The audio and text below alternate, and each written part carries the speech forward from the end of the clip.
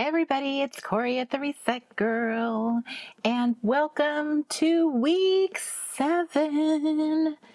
In this week's exciting video, we're going to be doing the prompt called favorite. It's favorite, which think about all the possibilities of how you can execute that prompt. I did make a suggestion here, ways you can interpret it as sharing a pic or list or journaling about a favorite something or someone. So I was inspired this week to create a pocket based on things my dad would say edition. So I have this little picture of my dad.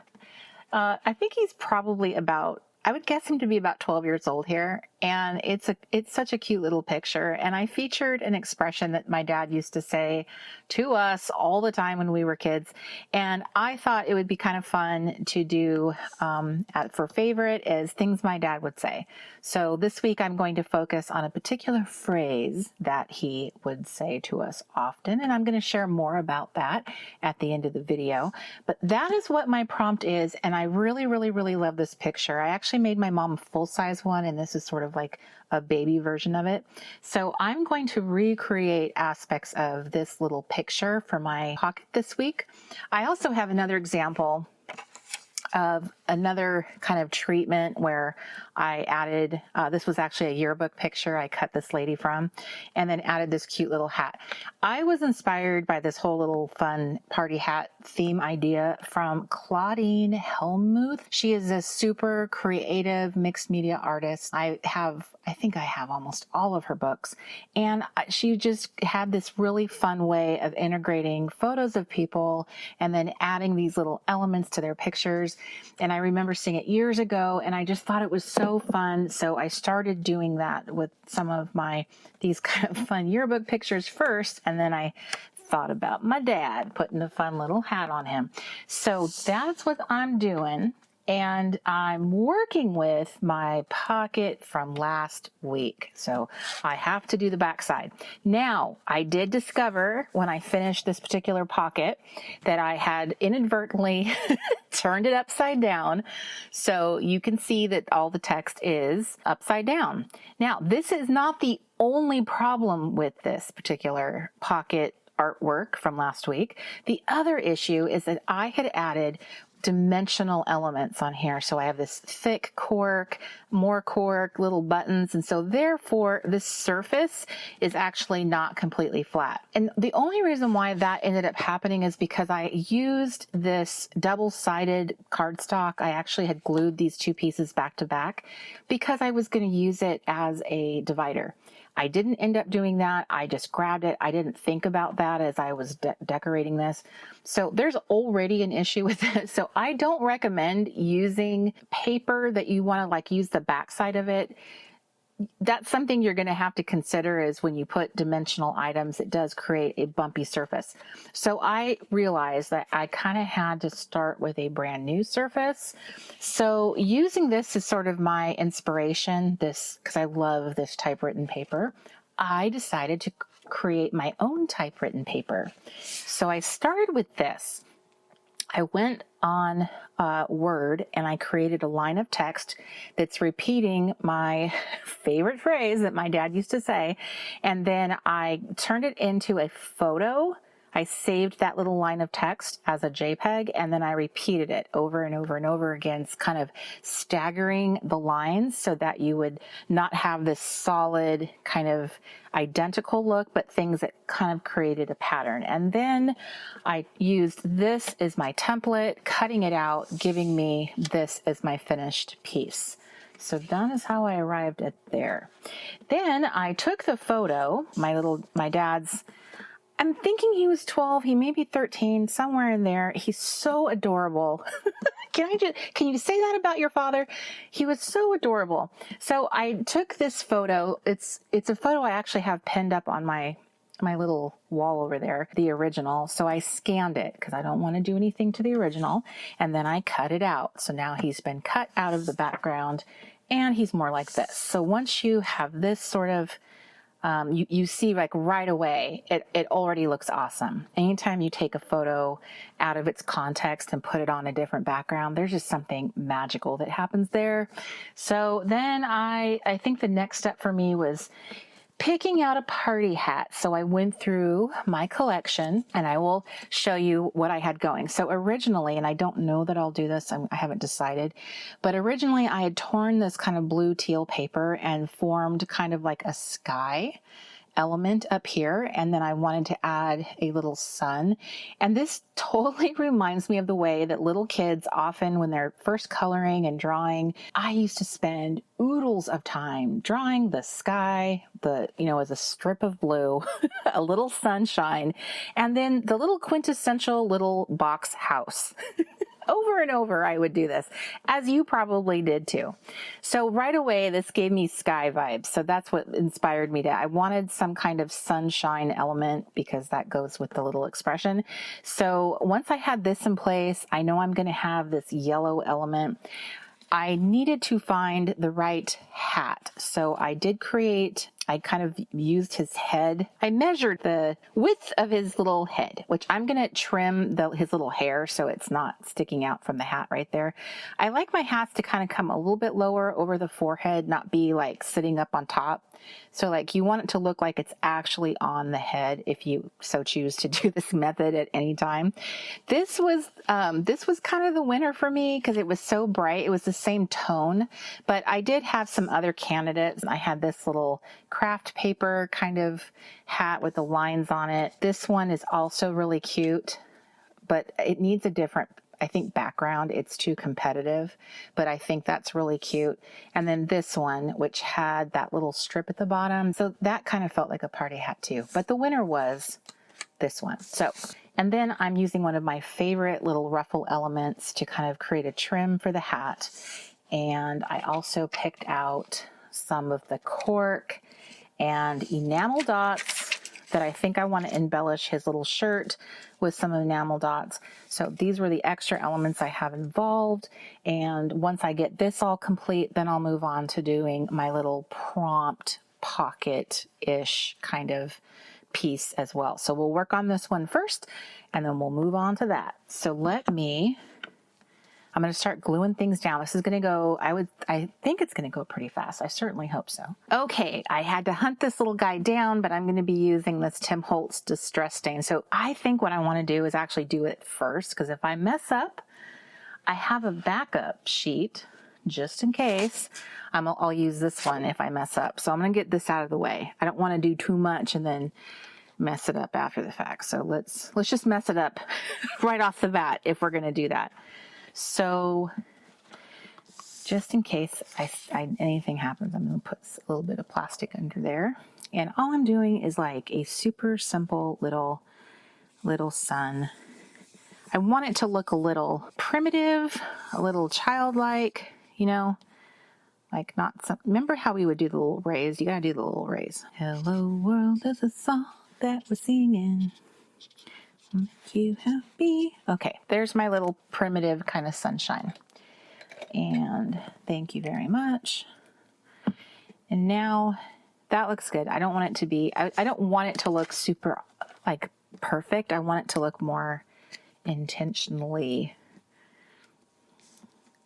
The word primitive keeps coming to mind. That's not the word.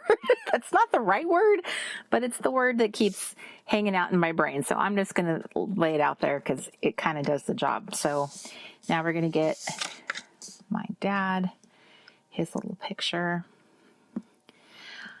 Once you lose your parent, I notice it's really hard for me to look at pictures of my dad that were more current, the way he looked before he died. And, but I can handle looking at pictures of him when he was like a kid or a very young man. That I can do. And this is like so precious. He's so cute. It's so funny too. It's hard for us to imagine our parents as children, but like there's the evidence. He was a kid. But I don't know if you feel the same way when you look at pictures of your own parents when they were kids, but it is kind of funny to see them that way. That very sweet, very innocent, vulnerable, kind of like not the adult that you knew in your own life. So I got that down. I'm going to add his little hat. So this is like, oh, I forgot that I was going to trim his hair. It's okay. It doesn't really make a big difference because it's not really showing the way I thought it would. I'm going to add a little trim to his hat because he's fancy like that. My very alpha male Marine Corps dad would probably, I don't know if he would love this, but I think it's so cute. I think it's really cute. And my dad had a pretty good sense of humor, so maybe he wouldn't hate this. So I'm going to go ahead and I'm going to add some like fun these little cork little buttons going up the front of his little hat. And then he has this little shirt on that has like embroidery. It's a pretty fancy little shirt he's got going here. I can't imagine, like, did my grandma have to iron this shirt? I know I ironed a lot of my dad's shirts. Okay, let me see here. I gotta get my glasses on so I can see what I'm doing. So here's what I thought I would do. I thought I would kind of add in a little element in the middle of these flowers. The ones that are like up front here, I'm going to add this size, and the ones that are a little bit further away, like distant, I was thinking, what if I tried putting the smaller size on those so it would look like they were more at a distance. I don't know. This might be a goofy idea, but we won't know until we try it out. So I'm using the larger ones, and then I'm going to put the tinier ones on these. Maybe this will make it look more realistic. As if realism is what I'm going for here. Okay, there we go. Does that look... I think that looks pretty good. He looks so cute. Okay, so I'm keeping this very simple. I really want the phrase to be very obvious in the background and not kind of like put too much like text on it. I wanted it to keep that simple. So I think that is all I need to do for this one. So here is the big pocket. And I'm going to show you, I'm going to make another smaller element as I typically do, but I'm not going to make a pocket. I'm going to do something a little different. So this will be one side of my spread. I'm going to set that aside for a moment. And then to put the prompt on, I'm actually going to use this fun vintage index card divider. I love these things. This comes from a new pack that I just got on Etsy. And I'm going to do this little quickie glue job here. I'm going to use this plastic as my background. And I'm gluing the target. So I'm just putting glue down where I want it to attach to the paper. And then I'm going to take my paper. It's actually a full sheet. That's all I had. I didn't have any smaller pieces. But I'm going to line it up along the edge and in the corner so it's completely covering the whole little card. Flip it over, and then I find cutting it from the back is the easiest of all ways to do this. So here's my little sketch so you can see what I'm about to do. Here's my sketch. So here's the one for my goofy sketch for the dad pocket, and then I'm doing this little baby one, and what I planned on doing was sort of stacking the words. I love when a word can evenly be split. So it's another stacking type of thing. Now I'm awful at gauging how much space I need to do this evenly. So I am pulling out the ruler just to double check. So these are inch long, and it's about 4 inches. This tells me I have a very little wiggle room. Okay, so I have no idea what I'm doing. And once again, I feel your eyes upon me as you're saying, no, don't do it that way. Or yes, yes. My sweet husband is giving me some advice. He says, go down first in case you don't have enough room. So I'm just, good thing I wrote it out because that would be hard to, I don't want to, hopefully I'm not pressing them down too much, and I'll have the ability to move them should this not work out the way I hope.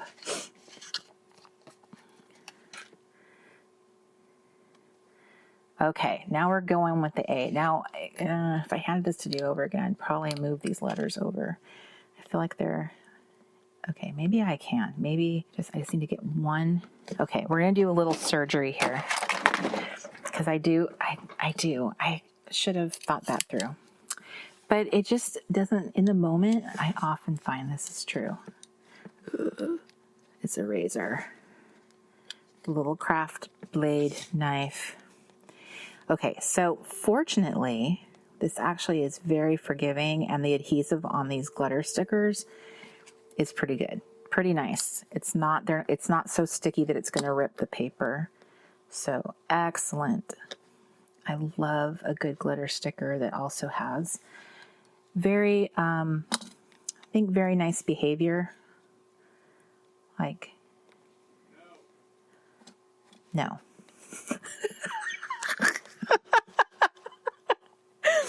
Oh, thank you, honey. I don't know if you guys could hear on camera, but since we're probably separated by 30 feet, I can hear him. It's like he's holding my hand as I'm crafting, preventing me from making my hilarious mistakes. But you know what? If you don't see someone make the mistakes, you might get the wrong impression that people, trying out new things, nail it on the first try. And that just is not so.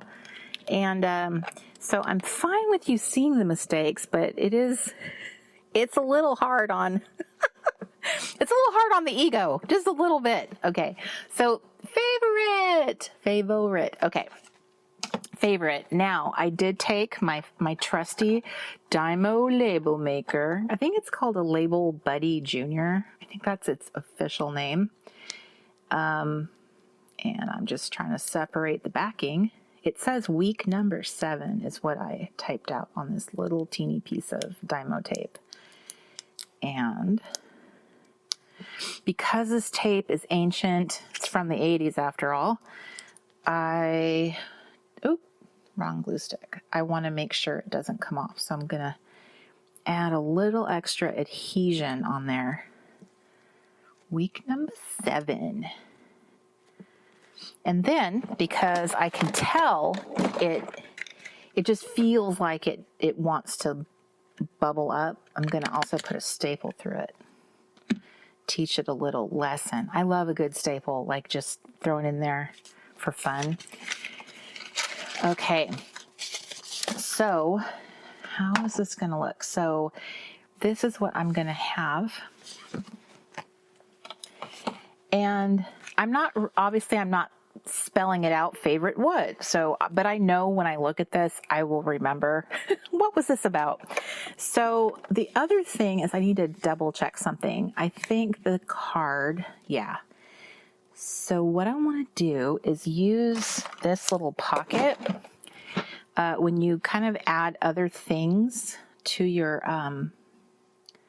if you want to add other things to your album, you just have to add the little punches, So I just needed to mark that, get my little punch. This is so cute. This went really fast. I was kind of afraid this was going to be a very long process, but luckily the pre-planning is part of like what helps it take a lot less time. And I just sketched it out, picked out my paper in advance. Okay, so just to be fair, I need to get this back in the pocket on the back side, because them's the unwritten rules. So, making sure all these little hexagon pieces make it into the pocket is the challenge. They all want to get caught. Okay, smush, smush. All right, we're back in the saddle. I think I don't know. Is it going to be weird? I think I want to add one little extra detail. I think I want to add a little bling. It's a little too flat. So I think what I want to do is get my glue stick. I'm going to add a couple stars, well, 3 stars. I'm going to put them on the cork, which is going to be kind of a challenge to get them to stick, but we shall see. Once they're inside the pocket, it'll be interesting to see if that helps kind of smush them in place. We just got to get that cork to accept the adhesion. There's a lot more glue on that one than the other. See, I just feel like it needed a little something. Nothing crazy, but a little something. When I was a kid, I didn't think through the differences between night and day. I don't think. So sometimes my sky would have stars in it, even when the sun was fully on display. I was kind of thinking about that. Should I add little stars up there? But that was a thing that my dad loved doing with my daughter when she was a toddler, is taking her out in the backyard to look at the stars together. Okay. So that is, I think, a little bit more fun, a little bit more worthy. So then here's the other little piece. So that's the prompt. Woo! I did it. That one actually came together pretty darn fast. This might be my shortest video to date.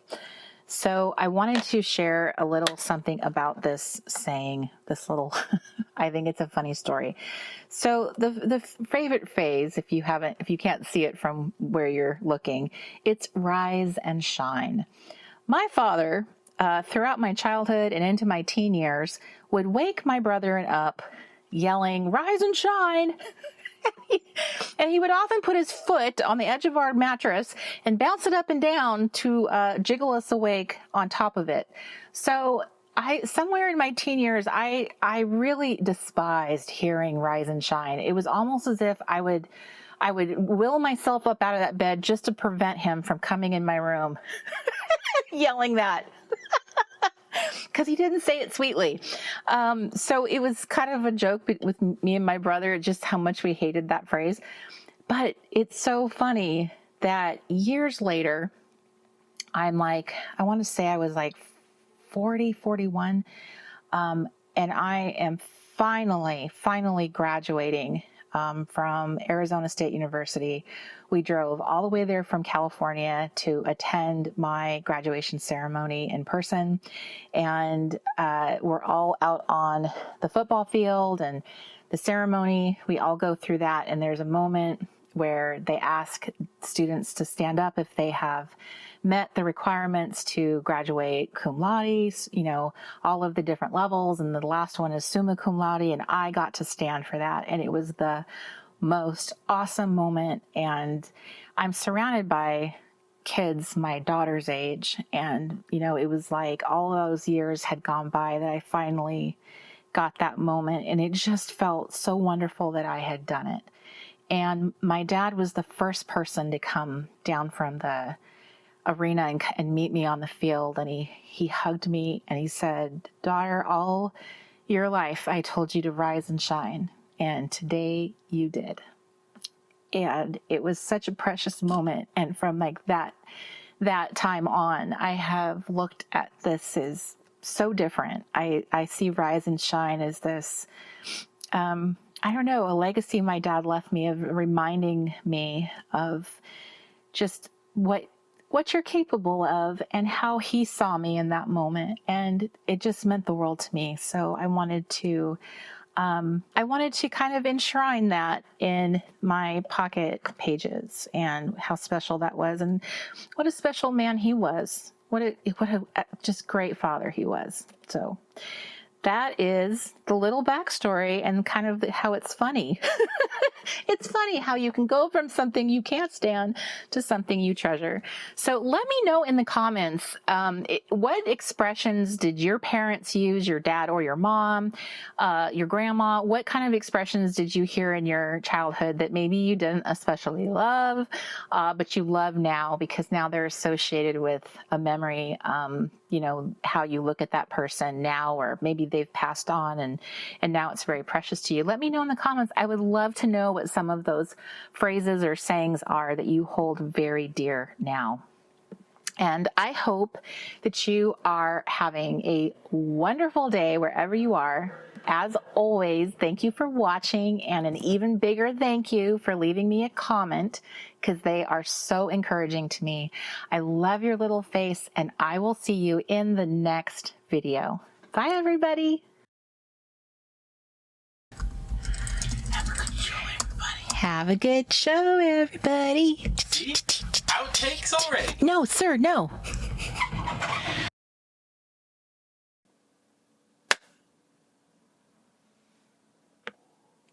Such disdain in your face.